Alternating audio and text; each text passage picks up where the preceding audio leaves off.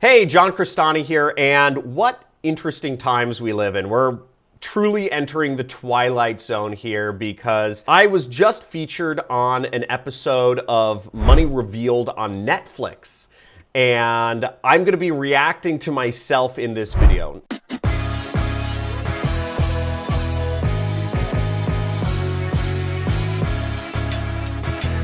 Now, the reason this is weird is because it feels like my life has come full circle. And the reason that is because I actually grew up in a entertainment industry family out here in Los Angeles. I was around actors and actresses and producers and directors and musicians and all sorts of, people like that were just in the industry or trying to make it or making it or not making it out here in Los Angeles. And I saw that during my time growing up, which was kind of the 90s to the early thousands, I saw a lot of the sides of that industry collapse because of the advent of streaming services such as Napster and LimeWire. And I also saw it really affect kind of what types of TV productions were going on because of the introduction of reality TV shows and all of these online sort of broadcast systems were just starting out, and they taking market share away. And who here remembers Blockbuster Video? I mean, I saw the demise of Blockbuster Video. I remember the good old days. And type in "I remember Blockbuster" down in the comments if you know what I'm talking about. You will be missed, Blockbuster. Seeing much of that industry collapse, I decided a little bit early on in high school that I was going to go into computers, and I started voraciously learning how to work with computers in all sorts of manner. I would take them apart, put them together, I would look at the code, I would do all this crazy stuff, and now I'm on Netflix. So let's react, let's go into the episode and see what's going on here. Scrolling through social media, there are lots of people offering secrets to make money quick. If you're gonna make it, you need the right mindset. If you're not thinking big, you're not getting big. You can find... Okay, I like the premise of this show already. I mean, it's talking about, it's showing Facebook ads, very familiar stuff. It looks like they're about to take a negative angle though, so I'm gonna keep watching. Same kind of guys on every platform with the same kind of spiel. I'm not selling you a fish, but I'm gonna teach you how to fish. To be an entrepreneur, marketing, networking, enunciating your potential. Seems legit. Guys existed before the internet too. I was just like you. 9 to 5 grind, fluorescent lights sucking the life right out of you. But I can promise you this. Fluorescent lights sucking the life out of you? I mean, first off, that's kind of funny. I have fluorescent lights right behind me right here. Now, I never had a problem with the fluorescent lights part of working a job. I had problems with some other pieces of it, just like having to work set hours, waking up at the, to an alarm clock, the commute, the low pay. But I'm just going to skip ahead here to get to the section that I was in. I actually got notified by a lot of people. I got a lot of messages saying, "Hey, I'm seeing you on Netflix." So I'm just going to skip ahead to the part where I guess my piece is. In fact, a study of hundreds of legitimate multi-level marketing companies found that workers actually lost money. And online, dozens of financial gurus promise to teach you how to get rich using... There I am! There I am! I'm on Netflix, baby! Hey, Mom! Mom! I'm on Netflix! Yeah, come watch. Let's see where this goes. This whole episode seems to have a very negative tilt on any of these business gurus and whatnot. I think it's funny. They have this angle like, we're going in to expose these people who are teaching business online. But let's see how they portray me. I've had my fair share of haters online. I'm sure some of you have seen them, and I don't know. I'll even debate them too. So here's the thing, folks. If you have a YouTube audience and you have a problem with me, I will 100% come on your show and debate you, debate your points. as long as we have a moderator. I don't know who here saw me destroy CoffeeZilla like a year ago in a debate. Who here saw that? Type in if you did in the comments. Okay, let's see this part. But I love it. First of all, they're putting me right up there with Grant Cardone, Ty Lopez, Dan Locke. I mean, these guys are legends in this space. I definitely don't consider myself at their level. So it's actually, I'm actually kind of humbled to be up there in the pantheon of marketing gurus. So let's continue watching though. Using familiar tactics. And his was so fucking amazing. It means you can make it. Familiar tactics is using a fantastic promise? I mean, this is the most brain dead thing I've ever seen in my entire life. Okay, what are you supposed, when you are marketing, when you are doing anything, when you are putting up any content on YouTube, when you're teaching anything, should you have a boring promise? Like what is this show saying? Like let me think of a boring promise right here. Okay, here, let me make you guys a promise. If you move to a weird location, if you abandon your family and friends, you move to a weird location outside of your city, you pay $40,000 a year, you listen to boring, super long lectures. I mean, these lectures are going to be 1 to 2 hours long, and they're going to be boring. They're going to be so boring that you're going to want to take out your cell phone or your computer, but technically you're not allowed to. You just have to sit there and listen to some boring dude speak behind a podium. And you have to do this every day for 4 entire years. And the subjects aren't even going to be interesting. They're going to be like, it's going to be like algebra or trigonometry. And it's going to have 90% of the material you're going to learn over this 4 years from these boring lectures are going to have zero application to what you will actually end up doing in life. And I'd love to hear from the audience. Folks, who here is using algebra in their jobs, okay? If you are using algebra in your job, I want to hear from you. Type in, yes, I'm using algebra, and tell me what you do for a living, because I don't know a single person who's using algebra in their freaking job. So that sounds like a boring promise. Do that for 4 years. Oh wait, let me keep going. And then at the end of the 4 years, you're gonna get a job. It's gonna be frustrating. You're gonna work for somebody. You're gonna have to go through this horrible process of interviewing and submitting your resume, where you're basically just a bee, submitting your resume, trying to interview, trying to get a job. And when you get accepted to a good job, you're going to get to work there. You're going to spend the next 40 years of your life earning less than you think you deserve, working for somebody else on their time schedule. How is that for a boring promise, folks? How is that for a boring promise? Okay, that doesn't work, okay? Nobody wants boring promises. Here's another boring promise. You can buy this skincare product, but your skin, it's going to look shiny for maybe an hour or two. It's not going to look any more beautiful. You know, I can't promise that. That'll be fantastic.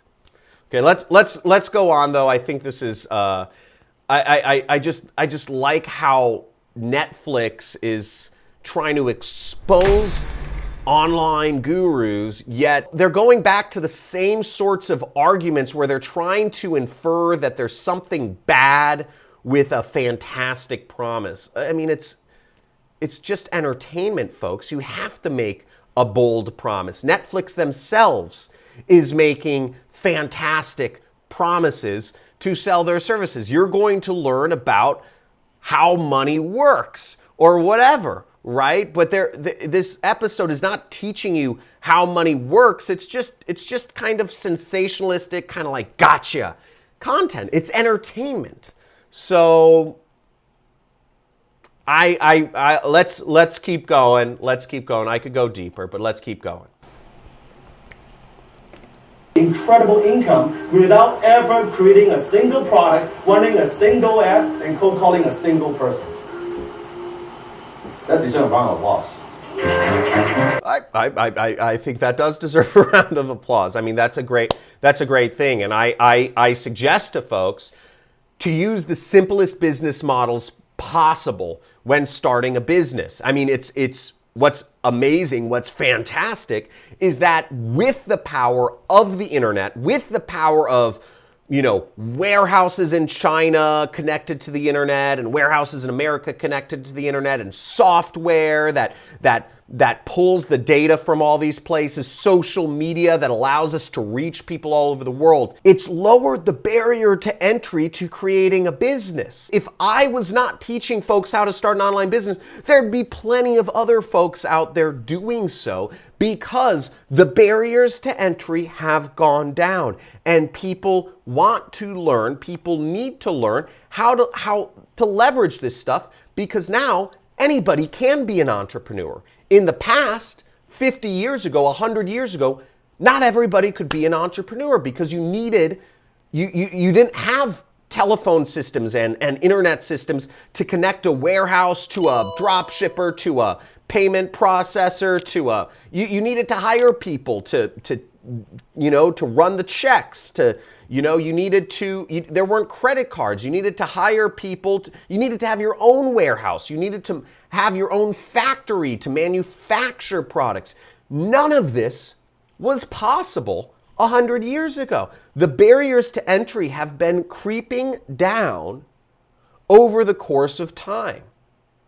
And even since, just the last 10 years, there's been a revolution in software that allows anybody to run their own business. I mean, you don't have to be a genius. All you need is really a camera now.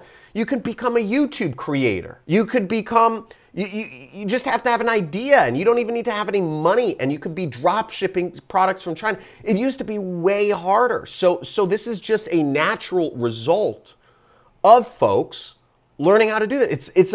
Yes, it is a fantastic promise. Not that that's a bad thing, but the fantastic promise is enabled by services such as Google Ads, Facebook Ads, Shopify, Alibaba, AliExpress, Jungle Scout, Helium 6, Amazon FBA.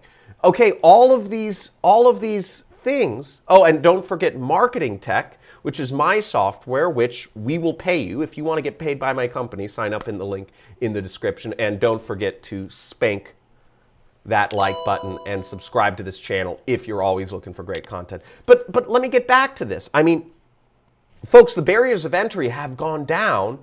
So of course, there are people teaching how anybody can start a business because now, unlike other times in the past, anybody can start a business. Is my logic wrong, folks? Is my logic anywhere wrong, any step of the way here, or let's keep going onwards to see what Netflix and their nefarious angling here is trying to do. Let's see. I've been able to make the transition from working a corporate job there I working am. for myself from anywhere and being able to make millions of dollars per year doing that. Two guys that I trained starting 1 year ago. And So what they said a compelling story. I mean, first off, I didn't even think that story was that compelling as a marketer. I mean, it's great, right? I worked in the corporate world and I'm now an entrepreneur making millions of dollars a year. But I don't see what's there. It's almost like Netflix is trying to imply with their kind of dumb, like oafish, like carnival music that there's something wrong with having a compelling story. Folks, is there anything wrong with having a compelling story? First off, I am a little bit relieved. I thought this was going to be worse when I saw the intro to this whole Netflix show, that it was going to be like John Crestani, he's a bad human being. But They're saying, I mean, maybe they're still saying that, but they're saying I am telling, the example they use to say that I'm one of these get-rich-quick gurus is that I tell compelling stories. I mean, is that all they have to present? Is this what they're putting on the table? John Crestani, awful guy, tells a compelling story. Rest my case. Okay, Netflix, sorry, I am guilty for telling a compelling story. I guess I am guilty for that. I apologize. I will try to tell more boring stories like your mainstream normie government-endorsed education system with all your old professors that are standing behind podiums telling hour-long boring stories and lectures. Maybe I should go do that. Maybe I should tell boring lectures.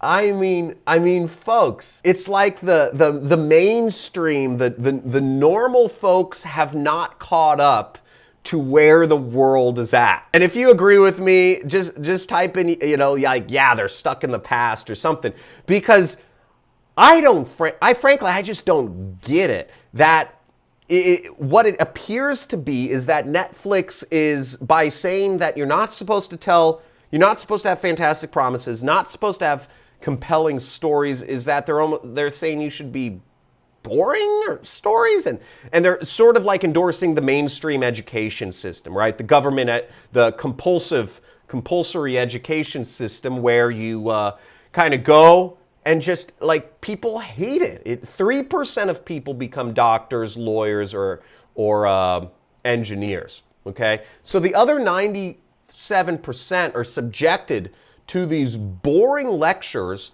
all day in classrooms. I mean, I remember when I was in college in 2008, everybody, I'd say the majority of the people in class were just sitting there on their cell phones all day.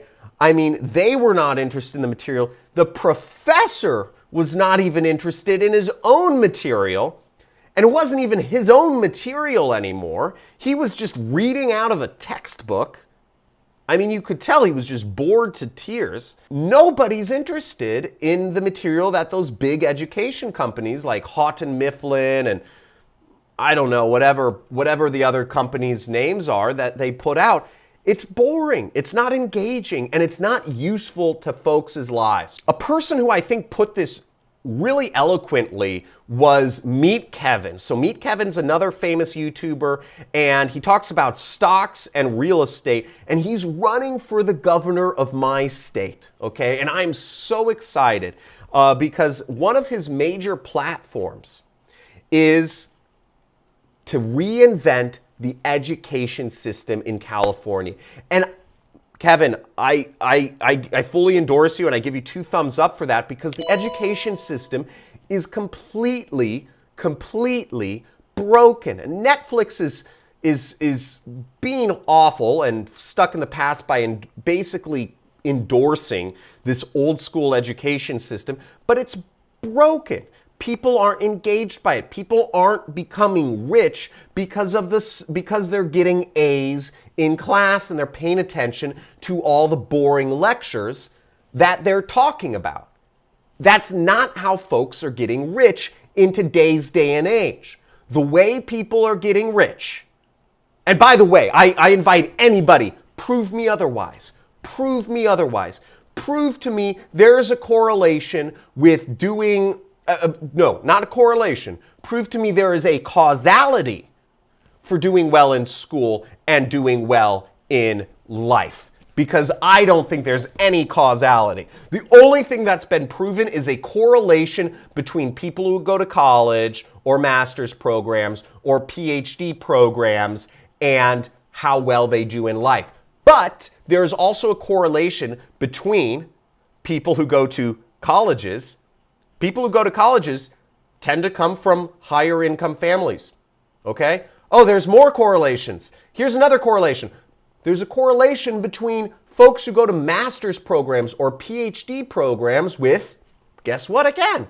Higher and higher income families that they grew up with, because you have to afford to go away to college and not do anything for 4 years. And you have to come from an even wealthier family to be able to afford to do that for 6 or 8 or 10 years, as you have to do to become a lawyer, an accountant or something, okay? So the correlation of people earning more money with college is actually a correlation with how much money their family, their parents, made or have. That's the correlation that they don't tell you, folks. That's the correlation. Causality is completely different. Causality means that if you do well in school, you will do better in life. Causality is saying because he did better in school, he's going to do better in life. That even if you take, and oftentimes there is a correlation again with grades, and also how well people do in school, right, is also correlated with how wealthy somebody's parents are, okay? Just so going into that, causality is different, and causality is a harder thing to prove. I had to retake statistics 3 times. Causality and correlation was like one of the few things I picked up on.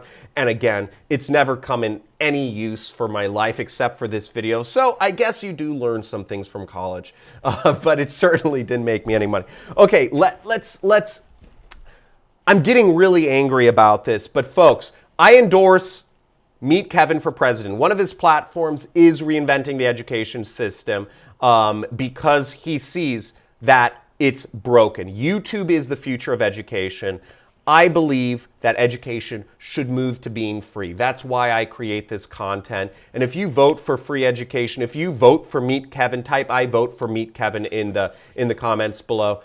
I don't think there's anything more to talk about on this Netflix episode. I've been just ranting for like half an hour here at the camera, but I think Netflix's whole angle on this is stuck in the past. I think what places like Netflix and these different streaming services should be embracing is they should be embracing actual education to take people to the next level. They should be embracing it in a model that's not just passive watching, but I believe education also needs to be collaborative, because you can learn on your own, but you don't truly digest the information unless you really just process it in a group setting with other people, with folks that you can talk to or support you or email and ask questions to, or other people going through the same experience as you that you can communicate with.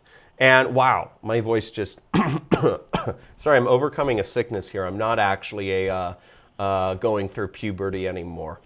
Promise. Now, many folks wonder why I charge for my training programs, right? I have a training program on affiliate marketing, how to do paid advertising and affiliate marketing. Meet Kevin does too. I think basically every YouTuber that actually does educational content has a training course. Why? Why do we have training courses if a lot of our content's free on YouTube and, it's just a money grab, right? No, the reason we have training courses is because to offer the best training experience, you actually need to go into group settings. You need support. I mean, really, I'd say the biggest word around training courses is that word support. You need somebody to talk to on the phone sometimes. You need somebody to actually send an email to. You need community. You need group webinars, you need live webinars, you need people you can talk with. You need to know other people that are going through the same experience of learning how to fix and flip real estate, or learning how to wholesale real estate properties, or buy paid advertising on Facebook, Google, YouTube, Instagram, how to choose affiliate offers, right? It's not just a one-way thing. It's none of these new businesses, it's not working in the corporate box anymore. So it's not just a process. It's not just a hammer, a nail, over and over and over again, right? That's what accountants do. They look at numbers, put the numbers in the right categories. There are a lot of jobs. I'm not saying that's all accounting, but I'm just saying a lot of old school corporate jobs are just a process. It's just hammer the nail, hammer the nail, hammer the nail. Somebody sends you a document, you review it, you sign it, you forward it to the next department. You're just hammering nails. And the world's changed beyond just process oriented. The world has moved to a place where you actually need to use your brain. Unless you're using your brain, you don't deserve to be paid a lot of money, okay? If you're just doing a process. A lot of labor, you know, things that used to require lots of brawn and heavy lifting and stuff like that is being replaced by, you know, we have electricity, you know, we have robots, we have all this stuff. In order to actually be better than the average, you need to use your brain. And schools don't teach that. They teach processes. And that's why it's so boring. That's why it's so boring. But because we use our brain, we need support. And that's the most important thing with training courses. And the other sneaky secret of why I have training courses is because, and why I require payments, is because some of the content that I go through is boring. Okay? Some of the content that I talk about when I'm teaching advertising, it's data analysis. Yeah, boring subject. I teach some of that in my training course because it's necessary when you're buying ads. I also teach another boring subject, copywriting, which is writing words that sell. And the third thing I teach is research, okay? Research and you know, picking the niche and all this stuff. And that stuff is boring, okay? I've done YouTube videos on all of these subjects. They don't work. Nobody watches them. Nobody wants to watch them. I've released multiple times. I've tried more clickbaity headlines, less clickbaity headlines. Folks are not going to watch on YouTube my videos about data analysis, about copywriting, about research, because it's boring, is longer, and it's boringer, and it doesn't work in a free setting. I charge. One of the reasons I charge for my courses is because when folks pay for education, they are vested. They are vested to actually do the activity, and they'll be willing to go through those things that I know they need, but they don't. And that's the copywriting, data analysis, stuff like that. And it's the same thing with college, right? Is that folks continue staying in college because, you know, it's kind of like, well, I already paid, I already started it, I already went through a year, I already, you know, I'm paying, so I should go to the classes.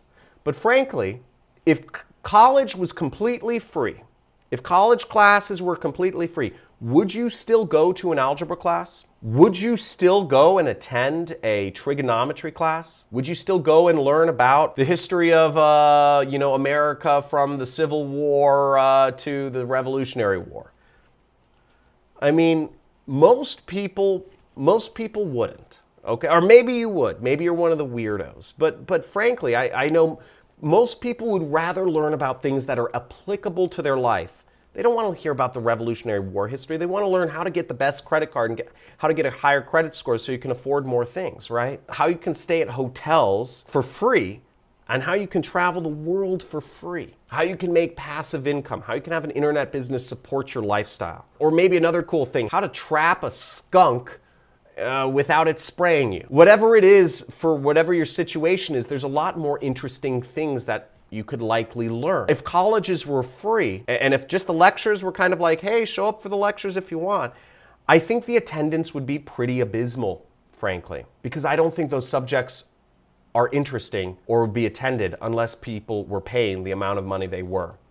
And I even know folks, I mean, I have some cousins that are younger that are in college, and even when they're paying $40,000 a year to go to college, they still don't attend many of the classes. So I hope you like this video. I think I've rambled on enough about where Netflix was going with this, about the education system. If you want to check out my training course, go to the links in the description. If you like this video, just spank that like button for me and make sure you subscribe to this channel if you'd like to see more content around making money online and just creating a business for yourself, creating the ultimate life for yourself. I don't think I've really done many videos at my desk before, but maybe I'll start doing some more. Let me know if this works for y'all, and talk to you soon. I'm trying to do the Andre Giguère thing. Okay, there we go. See you guys.